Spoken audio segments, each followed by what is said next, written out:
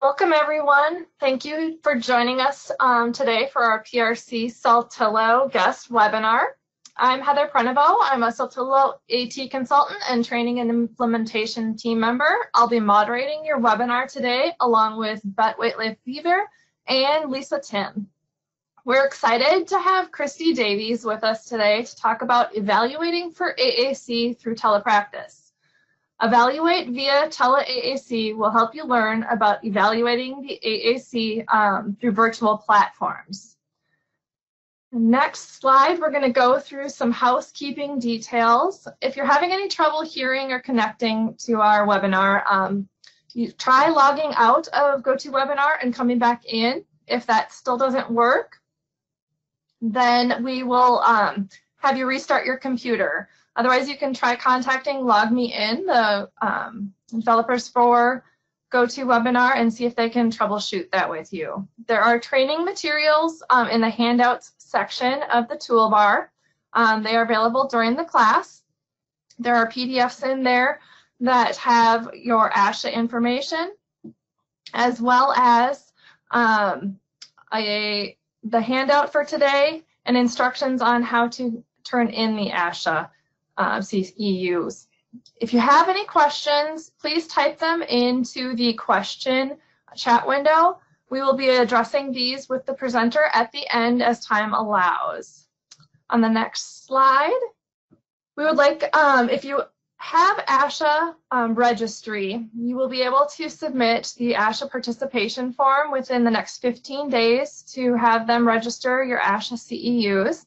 When you do this, please make sure you include today's date on the form and the name of the training, Evaluate for Tele-AAC. Instructions and this form, as I mentioned, are in that handout section. You will be emailing them to info@printrom.com. And in the subject line, please again have the title of the class and the date so that they are able to put this together for those CEUs. If you do not use the ASHA CEU registry, you will still be getting a certificate of attendance that you can use for your PD hours. Christy Davies, her disclosure information is here. She's presenting and receiving a small stipend for today and no other relevant non-financial relationships. This course is being offered for point 1, ASHA CEUs. You must stay on the webinar for the entire time. It is time-stamped.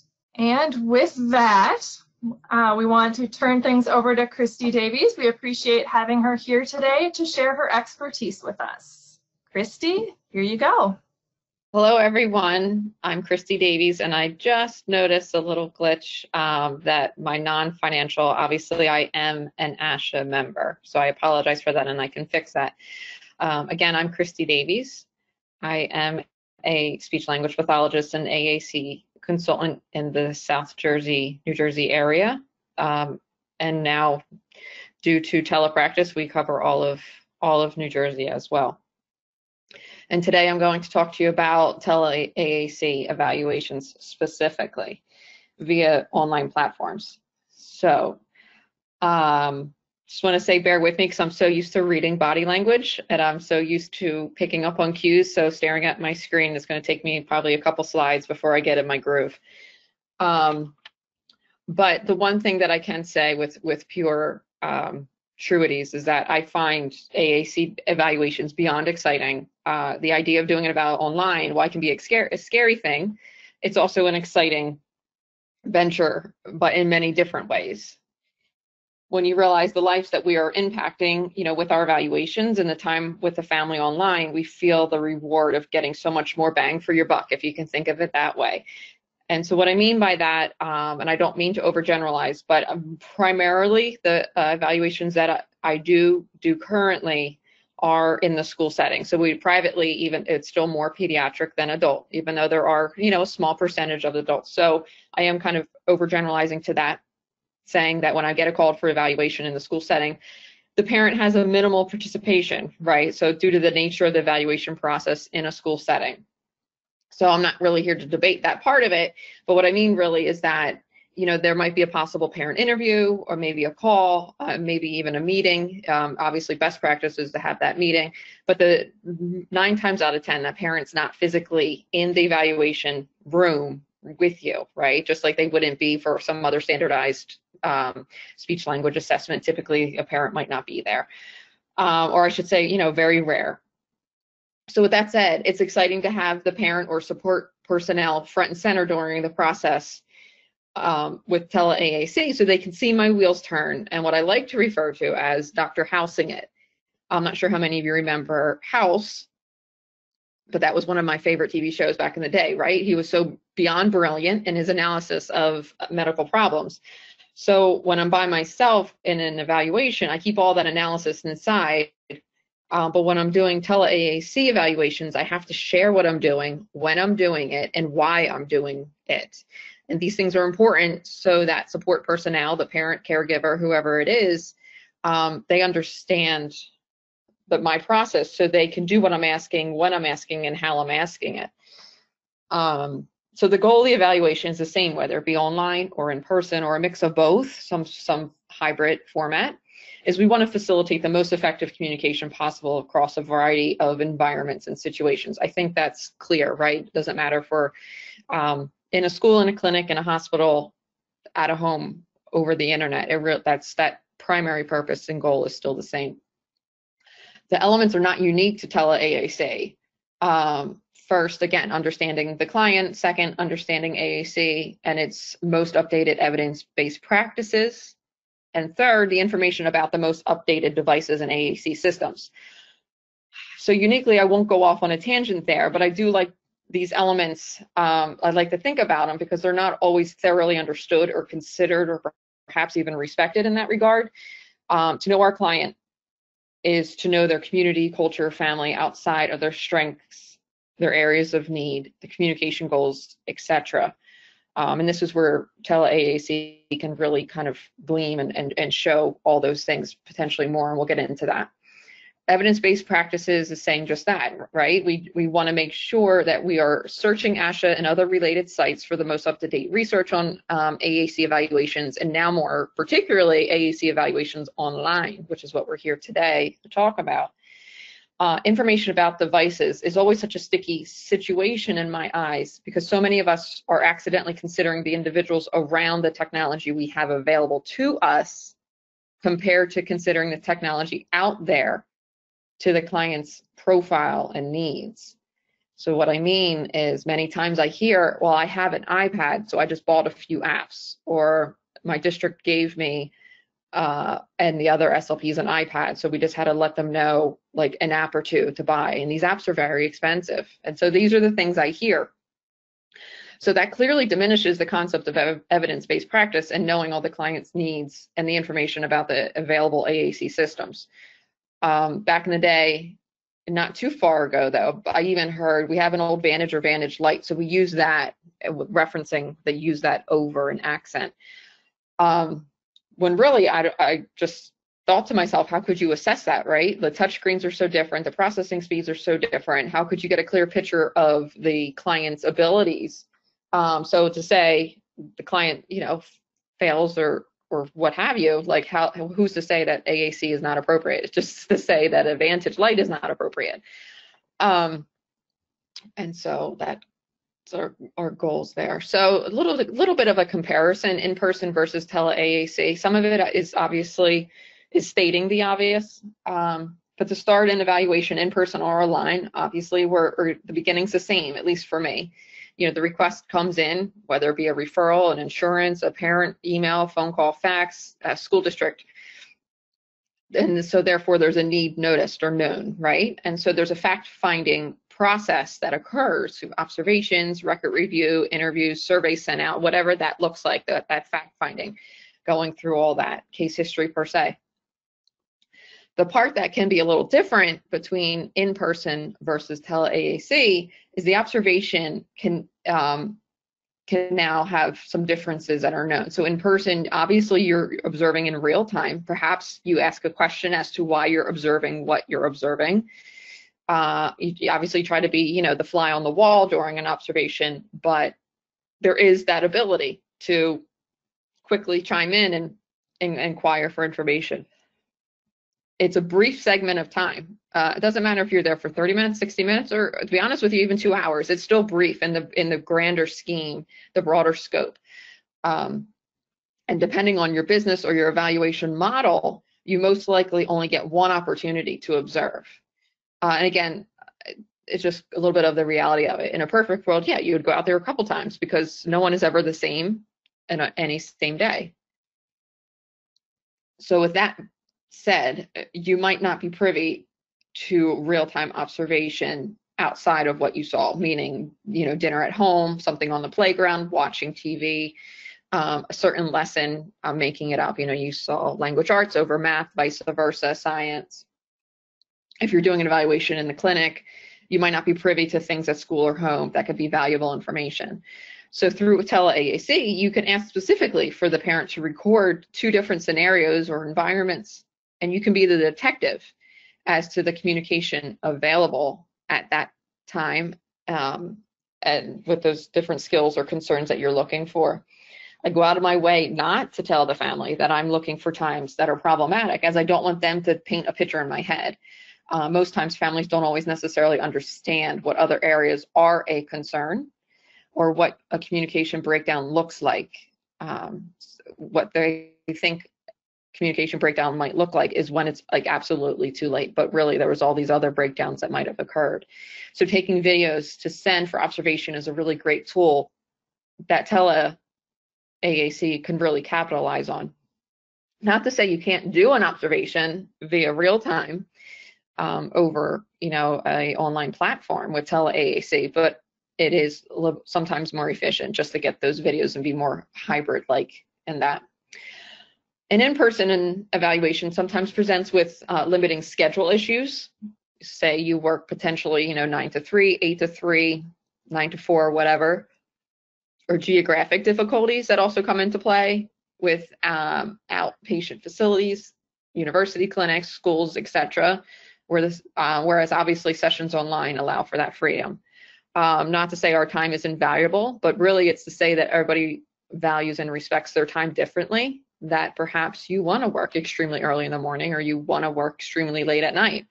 And that's the great thing to have that diversity, is that families feel the same way, that life isn't cookie cutter in a 9 to 3 box. Really, some of my best trainings did occur at 8, 8:30, 9 o'clock at night, when myself plus the parent might have put our children to bed, and then we can get down to, the nitty gritty and get some training done. Because we had no other divided attention. Everything that needed to be done was done.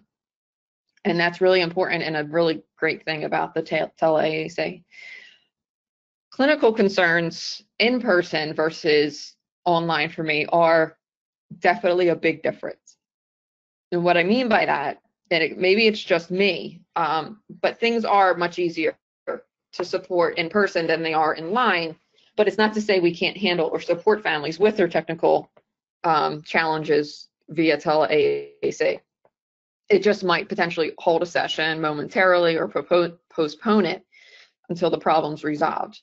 So in person, clearly, I go in there understanding any of the devices that I'm throwing in front of my student or client or whoever it is.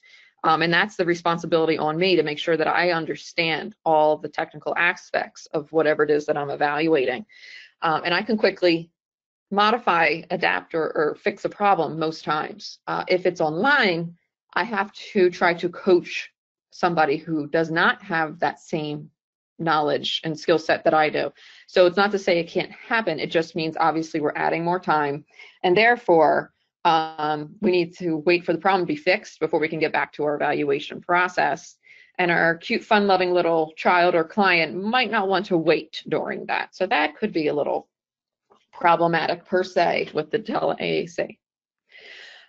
Continuing with a couple hurdles, barriers with Tele-AAC. Because like I always tell everybody who knows me, and for any of you who are on right now, I am a realist. So I do see the positive in things and I do see the negative, and then I kind of look right down the line in the middle. And so I include both positive and negative no matter what it is that I do.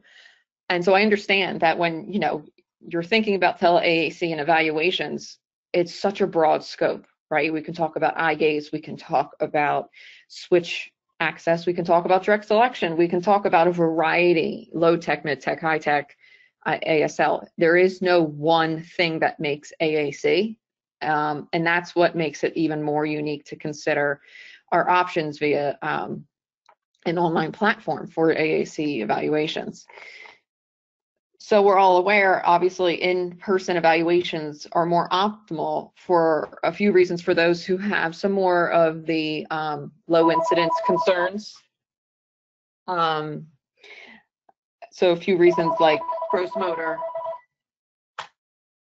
fine motor needs, meaning possibly having like an OT or PT readily available. That's obviously might not be a thing with Tele-AAC, or strategically will take a lot of collaboration to make that happen. So those sort of supports in person or on the spot are much easier. For me personally, just like I mentioned jokingly when this started, observing demeanor, body language is much easier in person than on telepractice and Tele-AAC. So it's not to say it can't happen, but you might not get the whole picture, you know, with camera angles and what have you. But when in a bind or when in COVID or geographic location situations that just don't support an SLP with the knowledge in this area, it's important to know that one can fall back on Tele-AAC.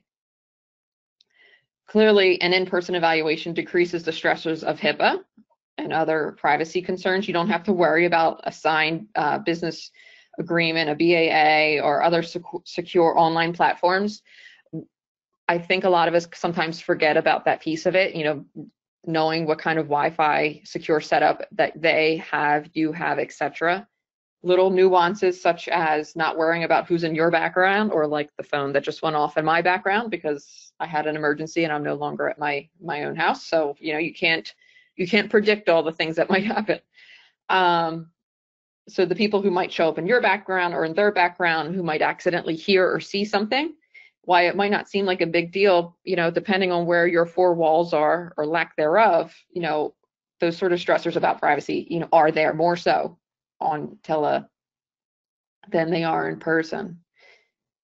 And then clearly an in-person AAC evaluation allows for more of an in-the-moment findings. So what I mean by that is when you do your fact finding and you read all the reports and you understand in your mind, you understand the case history, you've even watched your videos of the observations, you know, a few different times just to make sure you caught every nuance.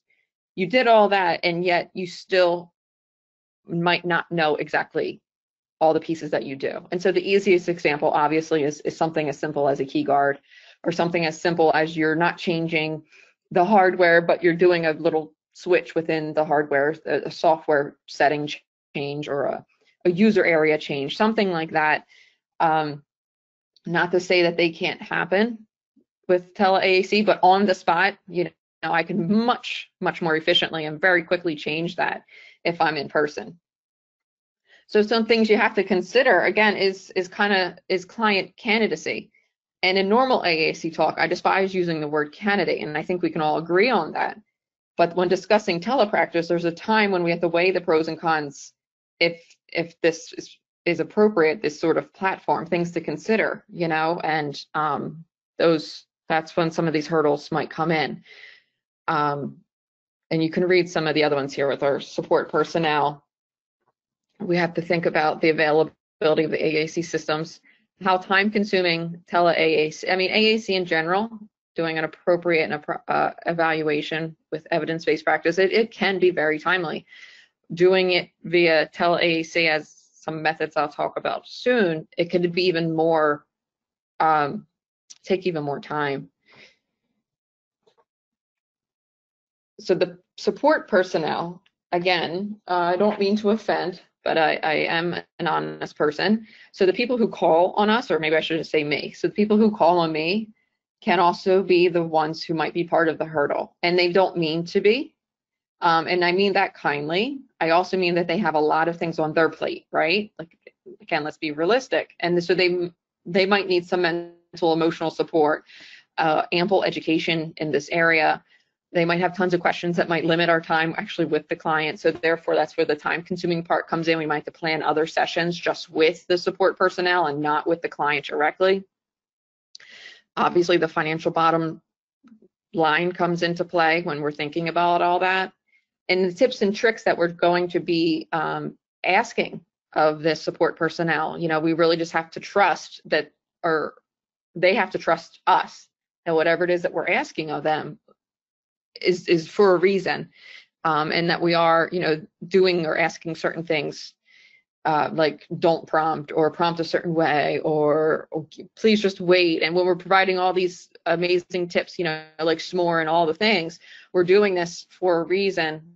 They don't always want to read the research articles with you, right? So you can't go spamming their inbox full of these amazing articles. So sometimes that can be a little bit of a hurdle. Eye contact, and as we know, it's a big part of understanding a person as a whole, understanding the pragmatic abilities of a client. I'm not saying eye contact is required, but it is, eye contact does impact the sense of dignity of our client, and having it helps build that rapport and that trust. So depending on angles of our camera, we might have issues to ensure proper and appropriate eye contact. Higher levels of organization are obviously needed. We'll be talking a lot about that organization. And then again, the financials. There's a lot of financial hurdles in my mind when it comes to Tele-AAC due to some of the timely issues and some other things.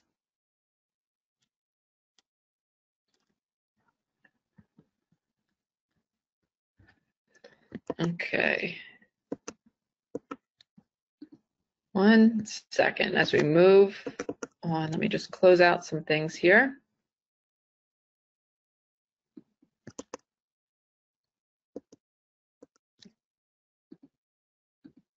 Okay, so I apologize if you're experiencing a lag. I'm not I didn't say it outright, but we have a horrific storm that went through, and so I'm dealing with some pretty bad winds as we speak. And just grateful that I have electric in the location that I am at. So if the lag continues, just let me know. Moving on to some considerations and that telecandidacy. You can see here sensory needs, physical abilities, endurance, cognitive, behavioral, attention, motivation. I want assurance that they can see the monitor and hear the speakers. You know, those are obviously first and foremost. When I'm listing these qualities and characteristics, I immediately think of Tracy Kovac's AAC profile. It's a great checklist and inventory to see these different communication competencies that were well researched in Janice Light's late 80s work. I always go straight to those competencies when I'm looking at the overall picture of my clients. And of course, always remembering the social, cultural, and linguistic variables as well.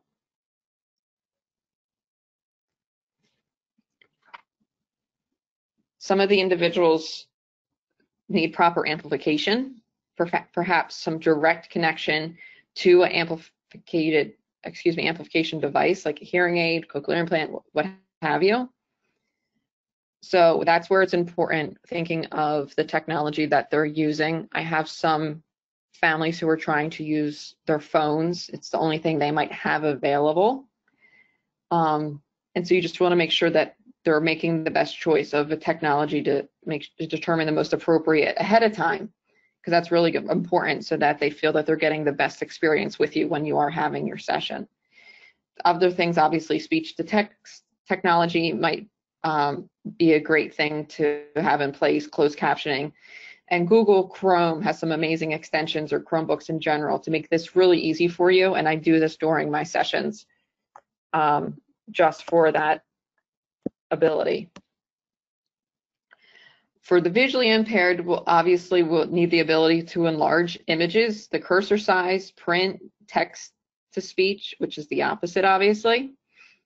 Output might be needed. So these are things you need to think about also with the device or the SGD, whichever needs to have significant customization available, you know, with cell sizes and what have you.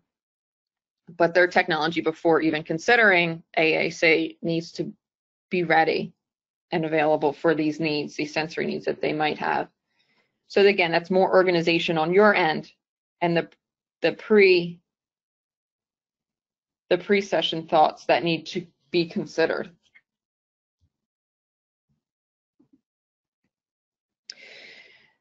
The physical abilities and endurance are also very important.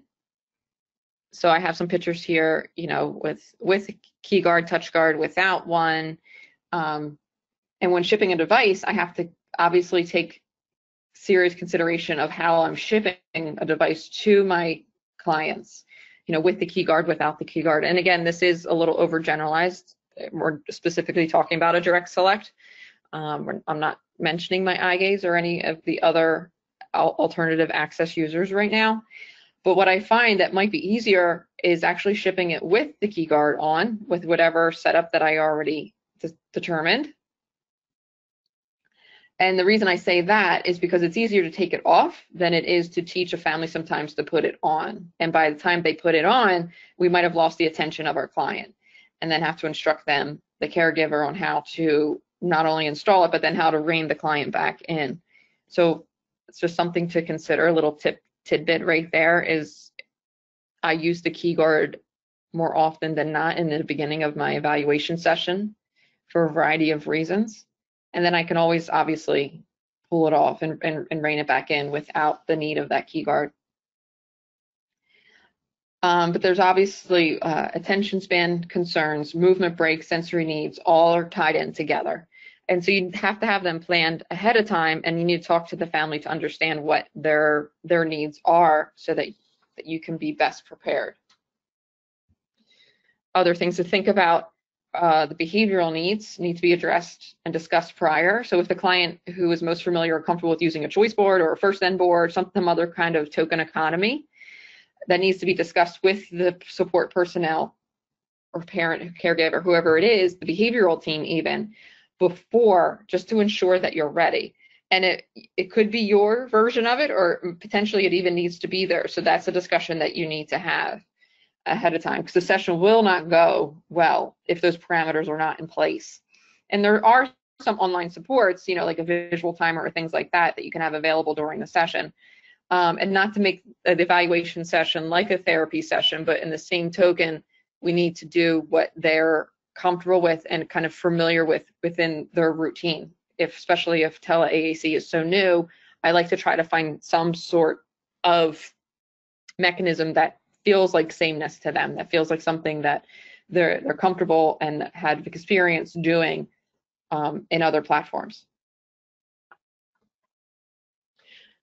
The support personnel, staff, parent, whoever it is with you, they need to fully understand their role that they play in this process. So I'm sure some of us might have run into this just during the pandemic that we're in currently. So they need, what I mean by that is they need to understand that they're directly involved. So they need to be off their phone. They need not to have distractions. They need to understand the plan. They need to be ready to document. And so it kind of makes them feel like, whoa, hold on. And they're like, I'm not, you know, I'm not the therapist. I'm not the teacher. Why am I documenting anything? Many times we find the support personnel consider themselves as like a babysitter, even when they truly are so grateful for the support and the help that you're providing them, they still kind of just feel like that person who needs to make sure that the computer doesn't turn off or that their child doesn't run away or something. But they need to understand their role is so much more important, because ultimately they need to turnkey whatever it is that you're teaching or whatever it is that you're looking for. They need to turnkey that and support in generalization outside of the session. And that's why I mentioned before that you may need additional sessions specifically for training, both implementation sort of training and troubleshooting technology training. I make it very clear when I'm doing one or the other to say, like, no, this is a technology-based sort of training. You know, we can have a separate implementation training, you know, specific to whatever it is that I'm trying to target. And then obviously the support personnel is assisting with scheduling most times versus the client, him or herself. And we do need them kindly and gently, but to control any behaviors that might happen or to support in decreasing or eliminating any exterior things such as my phone ringing that might occur during your time together. The AAC selection and criteria. This one I think is obviously the most important. And I feel that with Tele-AAC, there's a little less wiggle room in my eyes, because again, you're not physically there with your bag of tricks. So how many of you are like me and you get to the site, no matter where it is, in a home or in a clinic or you name it, school, and you pull out, one or two huge bins that are on wheels, right? And you're lugging them along. Obviously, that's not occurring on the Tele-AAC platform. So understanding this profile is crucially important to ensure that you're selecting the options that close fit this profile, and doing your feature matching is just so crucially important. So when I'm considering these features, I tend to consider the attention, cognitive, behavioral needs, after obviously the overt things such as visual, gross, fine motor needs. And I believe strongly in motor planning. So therefore, I do consider my motor planning AAC systems as one of the first and foremost features, because even someone with good attention or no behavioral concerns, even some good cognitive skills, would still rather be more efficient in their communication, and that motor planning philosophies, which I'm not going to obviously dive into completely, it's a separate webinar, can really support them with that. And I really think about all those things before I start making my selections, before I start contacting my companies that I work with, before I start mailing out devices or asking a company to mail out a device. But with that, my philosophy is always the quicker someone can get their message out, the better, right? The quicker they find success, the more motivation they have, the easier this whole process will be.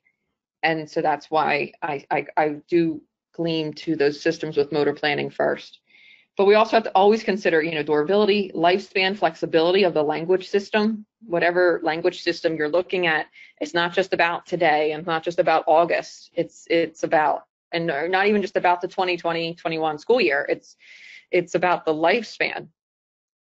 They say hardware is supposed to last approximately 5 years. Some insurances are beyond pleasant and they say 3, but the reality is it's 5 years. So in a 5-year period, I want to make sure that this client has enough language and linguistic capabilities within this system. And I have to think about that before I go sending them any device, because if I send them something that isn't going to meet their needs in 3.5 years, then why are we wasting our time?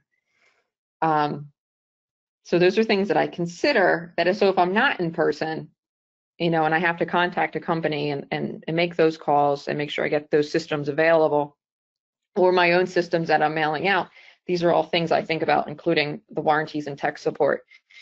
Because when I'm not available, and I need to know that there's someone else that they can contact, when there isn't a person such as myself, doesn't need to mean me specifically, but if it was, just a piece of technology they pulled off a shelf or they bought off of Facebook Marketplace, they're certainly not calling the previous owner, right? So I need to think about all these features and qualities in my systems before I go and make that selection.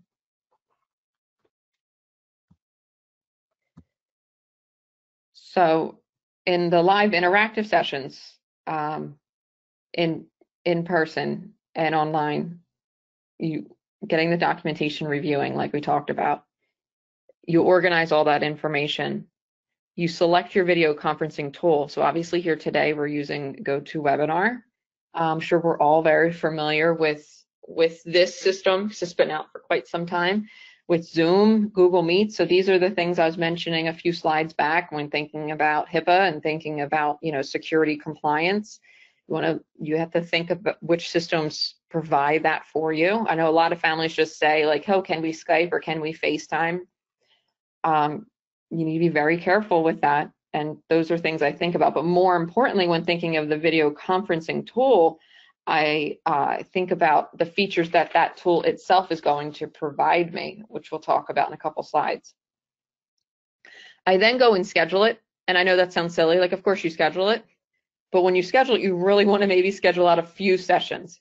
Block yourself all the time, because you can always take it back out of your schedule, but know that these are going to take you more time than you will ever be able to predict. So schedule it.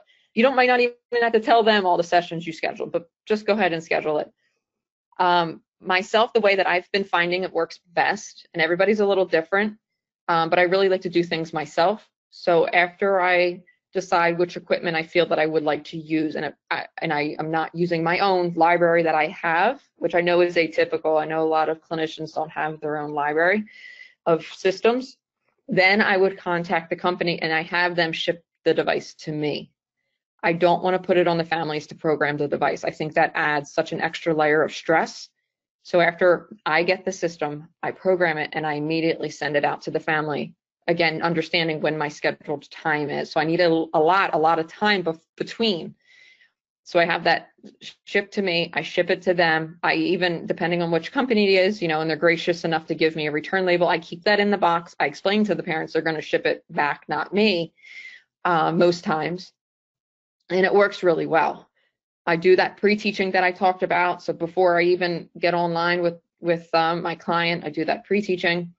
I make sure we have our evaluation, we have our time together.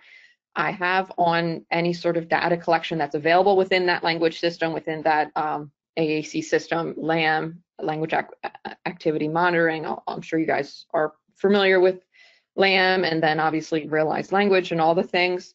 I have that on and ready. Obviously, I talk to the parents about it.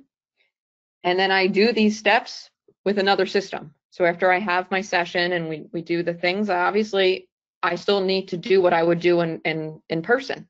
I need to evaluate more than one system, and I do just that. But within this process, I still make sure that all the other things, such as the monitors and the third technology, that everything is charged and ready, and that's part of that whole pre-teach support part. The great thing about Tele-AAC is that the AAC evaluation can be completely live and interactive, which would be obviously you and me right now. Our face is showing and we're having a session. Obviously, a lot of us at this point are familiar with teletherapy because of thank you to the past 3-4 months of our life.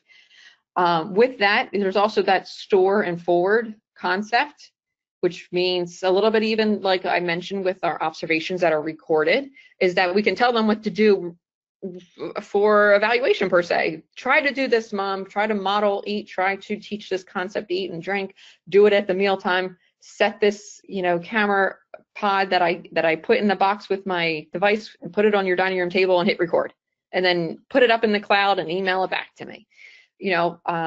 Or a mix of both. So you can have a little hybrid there of the live and interactive sessions with a little store and forward concept. And I do love it when families send me, I actually just got one right before this session. I do love it when families are sending me videos of their little ones during our AAC trial times or any times, just let you know, great, all this hard work that we're all putting forth is really paying off. So I'm not going to harp just for the sake of time, but I really go out of my way to be even more organized on my Tele-AAC sessions than I do in person, because you need to understand all the pieces, because if you miss the piece, then the session can go really bad. So I really break down my session down to the greeting even. How am I going to introduce a session? What activity or intervention am I going to do? What kind of data am I collecting? How am I going to wrap up the session? And I talk about my role. I explain to the support personnel what their role is with this, which hardware, softwares are needed, and any sort of arrangement within their environment is needed so that they know ahead of time, like, make sure you have this available and out, make sure you have this book or this toy, make sure you put it away, at this time, so I have more of their attention, possibly. And so I make sure I have that completely organized, and I might even send it to them so they see as well. The technology, like I mentioned, Zoom, Google Meets, the go-to meeting, the various ones, I think about them. I tend to personally go for Zoom. I'm a big fan of it.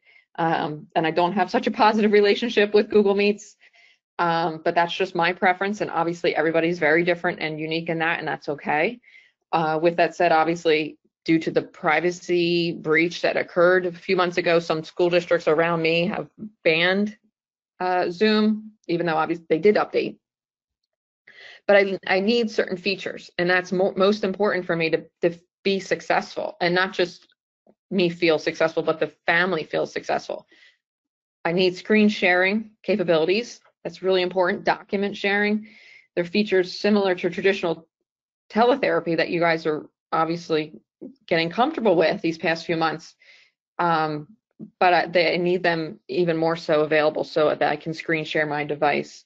Controlled mouse support is really great, you know, for when you're doing some sort of interactive activity or game. Or even if you want them to activate an area or an icon, if you're using like New Voice Pass software, you know, having them be able to do that if that's an option, you know, with their dexterity and fine motor.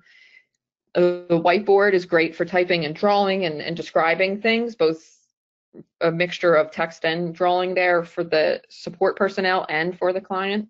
Instant messaging and the chatting capability within the system, such as this one, which you guys are all doing now. When you have questions, it's going to, you know, those who are organizing this event right now. Having that so you can guide the support personnel during the session without being so interruptive. The document camera, I see these questions all the time on Facebook. Having a great document camera, or just an extra iPhone or an extra iPad using the AirPlay. I turn on the camera there, and next thing you know, I can show my accent, and parents think that's just like the best things in sliced bread. And they, you know, they love that. I can teach them how to quickly do that themselves. So now they're showing me their accent if we're doing something technologically based, and it's quick. So those are really important things to think about: where the camera is, what kind of capability the camera has, making sure they understand where their camera physically is placed, so we get the best picture of our client's gaze and our client's abilities when accessing whatever system we're talking about. Making sure the camera's not panned out too far, making sure it's not too close. Those are all pieces of the technology that I think about. And I really just like one system. And I really feel personally that Zoom gives it to me, but not to say other systems don't. It's just a level of comfort specifically. For the evaluation, I'm not going to turn it into a therapy session, but obviously a lot of the things that you guys are familiar with for therapy work during the evaluation. I want first and foremost the same thing I want in person. I want to get their motivation. I want to pique their interest. And from there, I want to see their skill set on the things that I'm looking for. It's not, you know, I need to still look at all levels of AAC competency, you know, them operating and navigating pages per se, or them going from one icon to two icons, them understanding icon sequencing, whatever it might be. I'm still looking for the same things via Tele-AAC as I would in person. In person, I might obviously not be using websites. I'd be using maybe more toy-based things.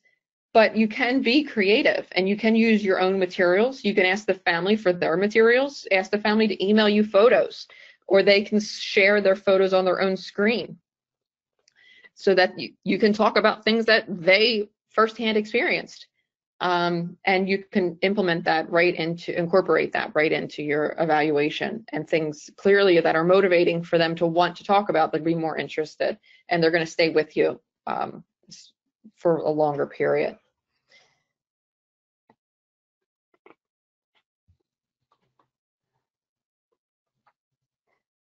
I know I mentioned the pre-training, ongoing training for our support personnel, our caregivers, is really, really important. Unfortunately, this does come down to time, and this does come down to financials for some, and I do understand and respect that, but I can't harp enough on that training piece.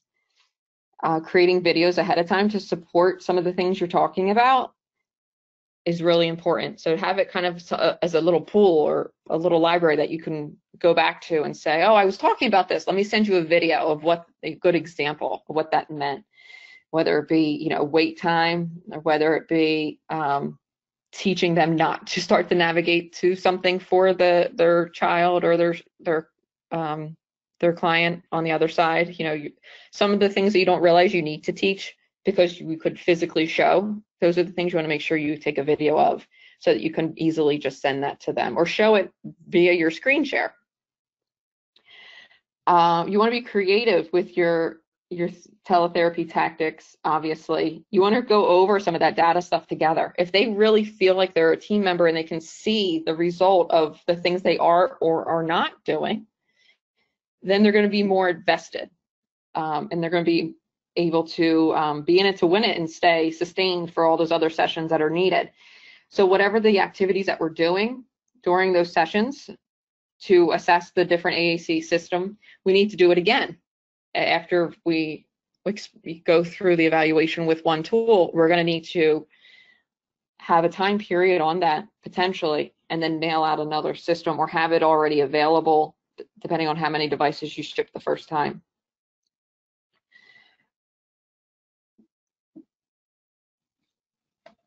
So when we do these activities and these things with the other system, then we can objectively document, access abilities, visual attention, physical attention, motor abilities, endurance, etc. And that's super critical.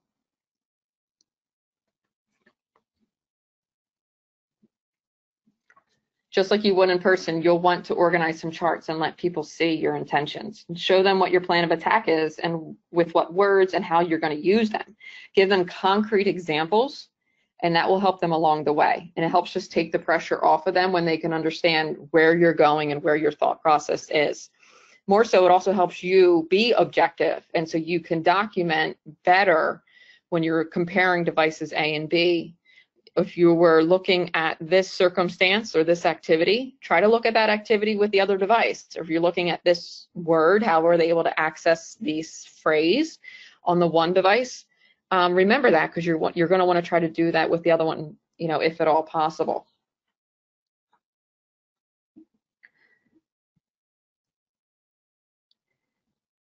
Implementation plan is another document that I like to share with the support personnel.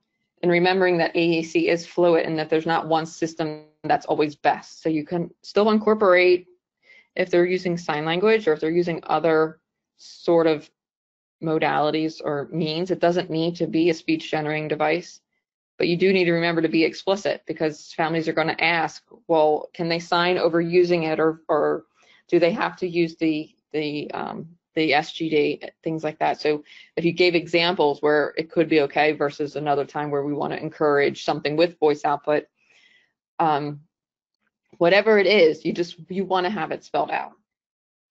And it also gives the family time when they see this, and later they can probe and trial the systems that you feel are working. So most importantly is what I find is treating this Tele-AAC session almost like a fun quest. I'm not sure if that's the right word. I do what I do in person. I have the same thought process. I don't let the technology be overwhelming. I think a lot of the hurdle has been technology, and as we are getting more familiar, and that has nothing to do with our normal evaluation process and who we are as evaluators. That's a separate thing that you can spend different time to go and make sure you get a webinar specific to the platform that you feel comfortable with or that you're allowed to use. I think it's most important also to build these relationships with these companies, such as PRC Sotella. They're doing a great job with their family discovery program with loaning out devices. They've been completely okay with shipping them directly to me versus to my families, understanding that it is for different families that I have, so that I can go ahead and program it. And I do different user areas, and I program my vocab builder, or I program whatever is needed, hide, show. I do it all ahead of time, but I have a plan. So once A is working and I want to excel to next, I already know what that is. So if A is not working, I know I can go to B, and whatever that looks like. And again, making sure that everybody has the patience to know that once this system A is finished, I will be moving on to system B. And that's just really important. Implementation obviously also includes the strategies, and that's the biggest teaching part, because I always tell my families, don't worry about the technology. Let me be the person who's going to support you with that technology, or use tech support, and all the other people. You most importantly is you need to understand how to support the communication of your significant other, of your child, the student. and teaching them the modeling and whatever prompting strategies or hierarchies you're going to use, and when they're appropriate and who needs to do them. And since it's Tele-AAC, is I can say, hey, like, can we have a session, please, where his sister is available and she can sit with us.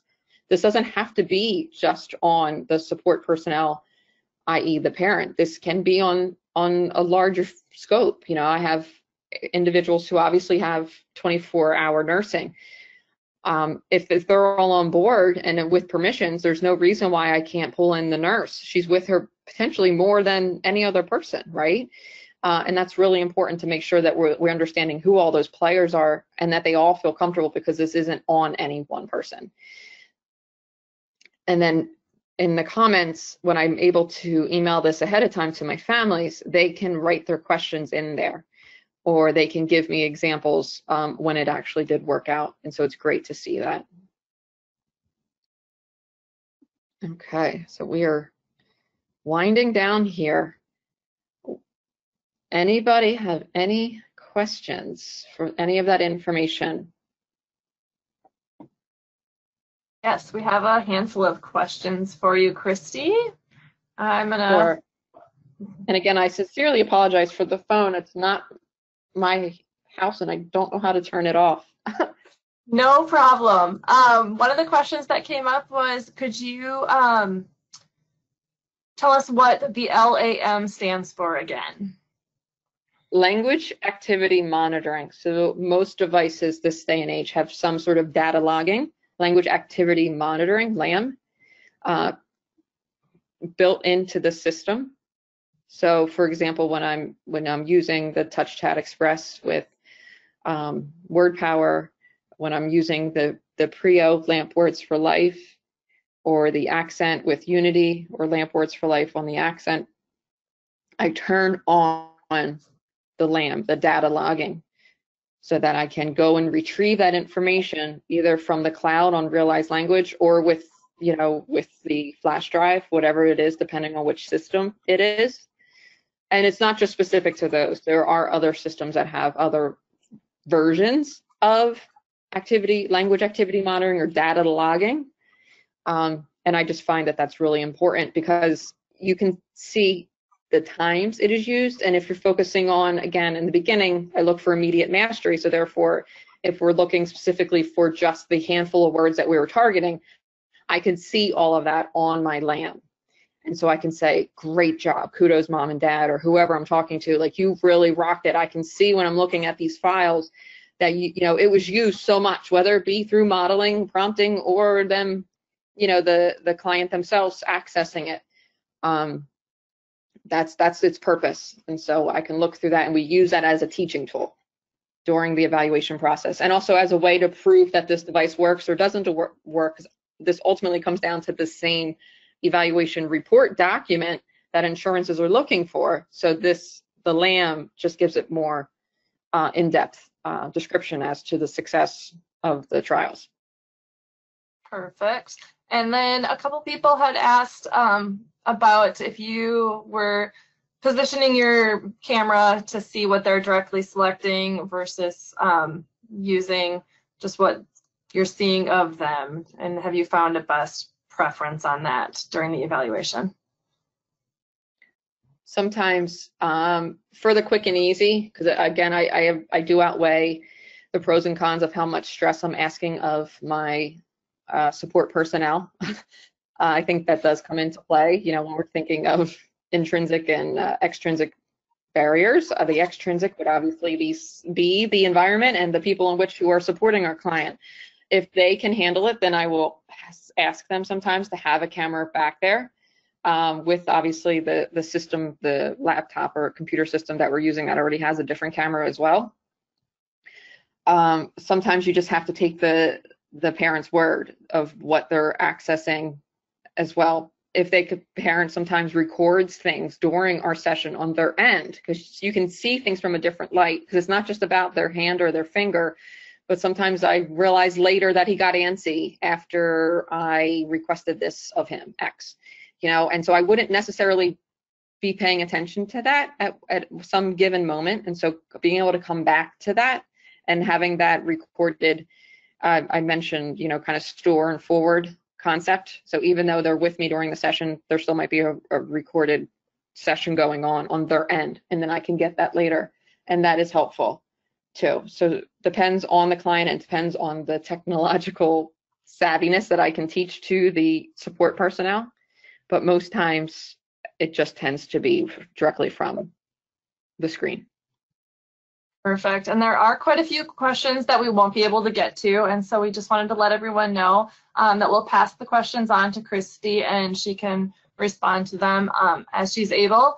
But one that did kind of pop up quite a bit, and I know state by state might be a little different, but maybe talking a little bit about going from your evaluation with a device that you sent out into trial, how long are you doing in between those different device trials with the evaluation? No, yeah, there are definitely different requirements. I think that is state by state, or even sometimes insurance by insurance. Mm-hmm. But it just happened to us last month. We had an individual, we sent out a device, and they were dead set against it. So there's no reason in the world that I would obviously wait the 4 weeks that I allotted in my calendar after going through a couple sessions and encouraging parent and providing different tips and techniques. I'm not going to make that client keep trying for that 4 week period. So I'm not sure if that's making sense or that's just being pretty specific to one scenario. But I do like to give them ample opportunity. So we do tend to give a 4 week. During this Tele-AAC right now, we're giving them a few weeks because it takes so much time on our end and the parents' end to understand our end to teach what we're looking to get out of the sessions. So if it's an immediate adverse reaction for whatever reason, clearly I go back to always wanting independence, mastery, motivation first and foremost. So I'm going to potentially just put a kibosh on that one and move on. But overall, I would give them 3 to 4 weeks on a system if all the training is going well, our sessions are going well, both with the client and the parent before I move to the next one. Perfect. Thank you so much, Christy, for this great presentation. As we mentioned, there are still quite a few questions that we weren't able to get to, and we'll pass them along to Christy, and she can respond as time permits. We want to thank all our participants for joining us today. We hope you enjoyed our guest webinar and look forward to seeing you for future webinars. The recording for the webinar will be on the PRC brand YouTube channel, as well as our Saltillo and TouchChat YouTube channels in a couple of days. Please remember, there will be a survey that pops up as you leave the webinar. We would love your feedback and let us know about other webinars you'd be interested in. And then you have 15 days to send us your completed ASHA forms to receive the CEUs for ASHA registry, and you will get a certificate of attendance in the email that will follow. Give us about 24 hours to get that email out to you. And if you have not received it in a day or so, then you are able to reach out to us at info@prentrom.com to ask about that. So thank you again, Christy, and thank you for everyone for joining us. Have a wonderful rest of your day. Thank you. Take care.